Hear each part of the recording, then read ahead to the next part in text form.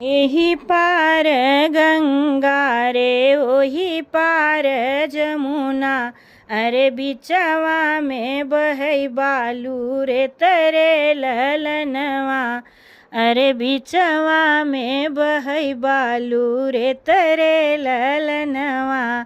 एही पार गंगा रे ओही पार जमुना, अरे बिचवा में बहै बालू रे तरे ललनवा। ओही बालू रे तवा में बाग बगीचा, अरे बाग बगीचा। अरे फूलवा फूलई कचनार रे ललनवा। ओही बालू रे तवा में बाग बगीचा, अरे बाग बगीचा। अरे फूलवा खिलई कचनार रे ललनवा। फूलवा तोड़न चली बेटी हो कवनी देई, अरे फूलवा तोड़ल भारी पड़ल रे ललनवा।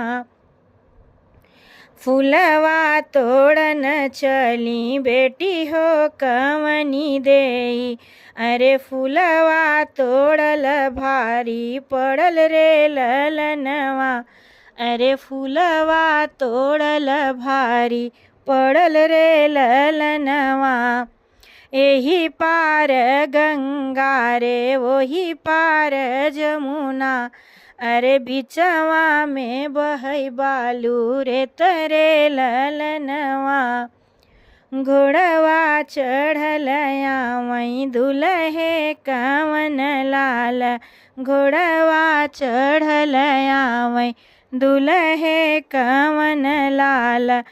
धैली हैं गोरी गोरी बाहरे ललनवा, अरे धैली हले गोरी गोरी बाहरे ललनवा। छोड़ छोड़ मोरे स्वामी गोरी गोरी बहिया, अरे गोरी गोरी बहिया। अरे बहिया यल पशु कुआर रे ललनवा। अरे बहिया यल पशु कुआर रे ललनवा। छोड़ छोड़ मोरे स्वामी गोरी गोरी बहिया, अरे गोरी गोरी बहिया। अरे बहिया यल पशु कुआर रे ललनवा। अरे बहिया यल पशु कुआर रे ललनवा। एही पार गंगा रे वही पार जमुना, अरे वही पार जमुना। अरे बिचवा में बहै बालू रे तरे ललनवा। अरे बिचवा में बहै बालू रे तरे ललनवा।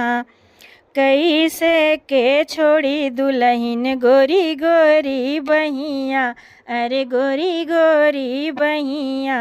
अरे बहिया तोहार बड़ा कोमल रे ललनवा। अरे बहिया तोहार बड़ा कोमल रे ललनवा। कैसे के छोड़ी दुल्हन गोरी गोरी बहिया, अरे गोरी गोरी बहिया। अरे बहिया तोहार बड़ा कोमल रे ललनवा। अरे बहिया बड़ा सुकुआर रे ललनवा। एही पार गंगा रे ओही पार जमुना, अरे बिचवा में बहै बालू रे तरे ललनवा। अरे बिचवा में बहै बालू रे तरे ललनवा।